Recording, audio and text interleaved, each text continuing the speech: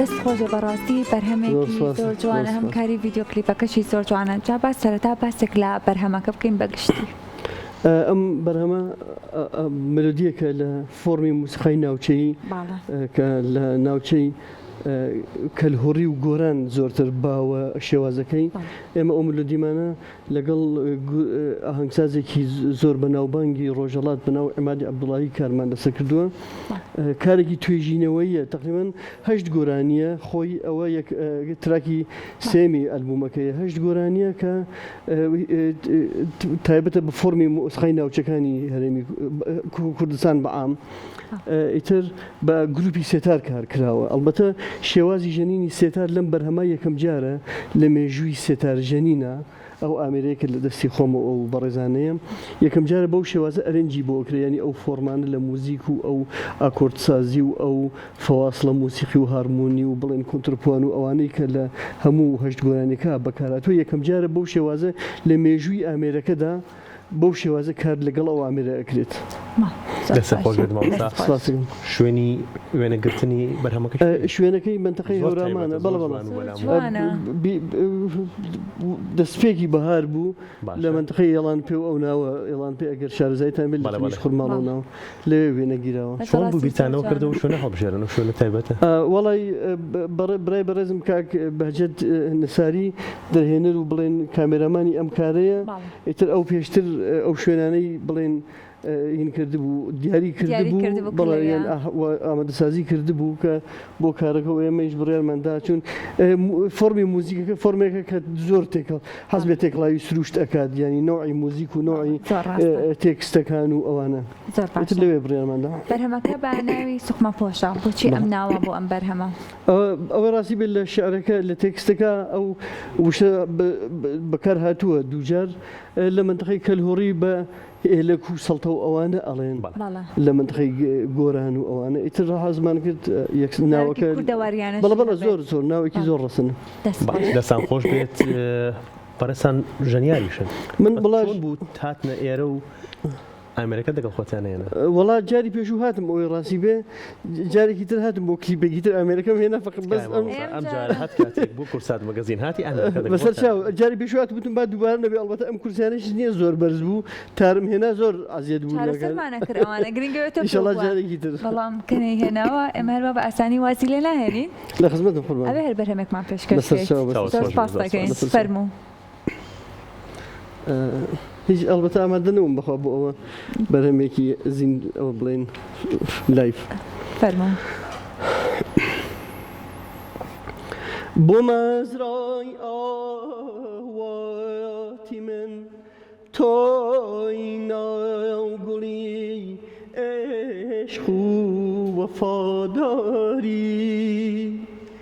بۆ گوڵشانی پێرگوڵی ژینم ئەتۆی ئاوازی دڵداری وەرە دیسان بالەنۆ عێشقی وەسلی تۆ بم خاتە ڕووناکی ڕووکەی نەقیبلەی وەفا سەرمەستی و سەفا هەردوو بە دڵپاکی پەپوولەی ئازادی ناو باخچەی دڵداری و عێشق و سەفا بووی پەپوولەی ئازادی ناو باخچەی دڵداری و عێشق و سەفا بووی بەخوا زۆر حەیفە بڵێن ئێمە بەجارێ لە یەکجیا بووی لە بەحری بێ پێی ژیان عێشقی تۆم لە دڵ کەشتی ئاواتم بوو خۆشەویستی و مێهری تۆ گەرمی ژی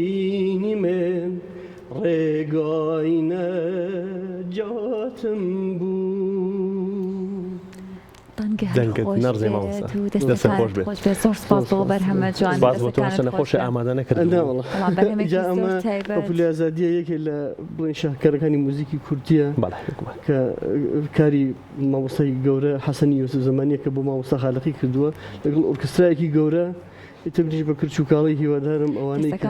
حەز بە فۆرماگەن ببورن لە کەم و کورتی هەر خۆش بێت دەستەکانت خۆش بێت سپاس بۆ تۆ مامۆستا چۆن گرنگە کە هەر بەرهەمێک بڵاوەکەیتەوە بەم جۆرە کلیپی بۆ بکرێت وڵا لەبەر ئەوەی باست دەوە کرد کە هەشت بەرهەمە ئەمە هەشت بەرهەمە ئیجا بەڕاستی بە زەحمەت ئەو هەشت بەرهەمە ئامادە بوو ئەڵبەتە نۆ بەرهەمە هێشتا یەک بەرهەمیتی تەواو کراوە ئەرنجی تەواو کراوە بەس دەنگی گۆرانیوەش ماوەکە بڕواتە سەر ینی بە مەراحلێکی زۆر هەشت بەرهەمەکە ئامادە بوو ینی پێکەوە ئامادە نەبوون مدەیەکی زۆری خایان تا هەمویان ئامادە بوون بەڵام کارەکە کارێکی زانستیانەیە ئەتوانم بڵێم وە زۆربەی موزیسیەنەکان و ئاهەنگسازەکان و صاحب نەزەرەکانی بواری موزیکی کوردی گویان لێکتەوە ڕایان لێ بووە بە ڕای باشیان لەسەری بووە ئەوەی ڕاستی بێ ئەو کارە ئەوەی ڕاستی بێ کاکەمادی عەبدوڵڵاهی وەکو بڵێن وەکو تێزی ماستەری نووسیوێتی و تەلیفی کردووە بۆ ئەو هەشت گۆرانیەوە بڵێن ئێرائەی داوە ئیتر منیش افتخاری و شانازی ئەوم پێدرا کە دەنگەکانی بخوێنم ئاوازەکانی بخوێنم و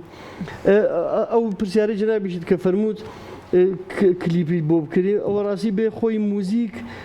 بەڕاستی حیفە کلیپی بۆ بکرێت لەبەرەوە موزیک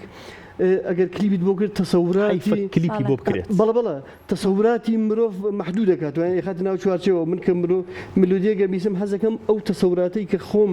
حەزەکەم بۆی دروستکەم لە ذهنی خۆما و لە ئەندەشی خۆما پەروەردەی بکەم لەگەڵ موزیکەکە بەڵام ئێستا بەهۆی زاڵبوونی ئەو هەموو دنیای میدیا و ئەو هەموو ئەوانە سێرەکەی تۆ زۆر پێویستە ینی ئەگەر ئەو کارە نەکەی سێرەکەی کارەکەت هەر ناناسرێت بەڕاستی هەوە هەر ناڕاتە لە گوێگریش باشە کاتە ئەمەیەکێک لە تراکەکانەکە کاتی کاری ڤیدیۆ کلیپت بۆ ئەنجام داوە بۆ تراکەکانی دیکە کە حەوت تراک بوو ئەماش بکرد کە هەشتا مەدانەیەکت ئەنجام داوە بۆ کارەکانی دیکە بەنیازیت بەم زوانە ڤیدیۆ کلیپیان بۆ ئەنجام وڵی پێم خۆشە ئەوەی ڕاستی بێ بەلای کەمەوە بۆ سێ کاریان ڤیدیۆ کلیپ دروستکەم کاتە پلانت هەیە لە ئێستام هەیە بەڵام ئیتر بەستراوە بەوەی کە کەسێک لایەن پشتی پێویستە ینی تۆ گۆرانیوەش هەر خۆی ئەبێ موزیک ئامادە بکە هەر خۆی ئەبێ بڕاتەوە ئۆستودیۆ گۆرانیەکان بڵێت و هەموو شتێک ینی بۆ تۆ خۆشە ژەنیاربی لەگەڵ ئەو گروپەیە وڵە دیتر زەحمەتی زۆرە بەڕاستی چێژی زیاترێک کە تۆ ژەنیاری بەرهەمێکی خۆتبی چێژی زۆرە وایە زۆر ئاسانتریش ئەگەر خۆت شەنیار بیت و هەروە لە کاتێکە بەرهەمەکەشی خۆت بێت و خۆت بێڵیت گۆرانیەکە زۆر ئاسانکاریت بۆکە لەبەرەوە تۆ هەموو سۆلەمەکانی موزیک ئەناسی لە هەموو ئەو پەردانەکە تۆ ئەپێت دەنگی خۆتیان لەسەر تەلیف بکەی ئەبێ هەموو ئەوانە بناسی ئەگەر ژەنیاربی هەمویان تەجەسومەکە ینی بە سوورە هەمویان لە ئەندەشەی خۆتا ئەبینیت ئەوە زۆر ئاسانکاریت بۆکە باشە هەڵبژاردننی شعر تا چەند گرنگە هەڵبژاردننی شعر ئەزای چۆنە موزیک زمانێکی ئیحساسیە کە ئەبێت بە پردێک لە نێوان هەموو مرۆڤایەتیە ینی من کاتێک ئیسە موزیکێکی مێکزیکی ئەبیسم یا کاتێک موزیکی هندی ئەبیسم زۆر تەکید ناکەم لەسەر تێگەیشتن لە شعرەکە لەبەرەوە زمانەکە خۆی هەموو ئیحساسەکەم پێدات بەڵام لە وڵاتی ئێمە شعر و تێکست بەڕاستی زۆر زاڵە ینی ئەبێ حتمما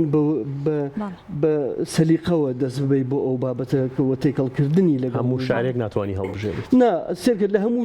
هەموو دنیا شتێکی بڵێن تەلفیقی شار و موسیقیانی تێکەڵکردنی شار و موسیقیانی ئەدەبیات بناسیت و موزیک بناسیت و ئیجا ئەو شتانە بە یەکەوە تێکەڵکەی کە تۆ چ شعرێک هەڵبژێریت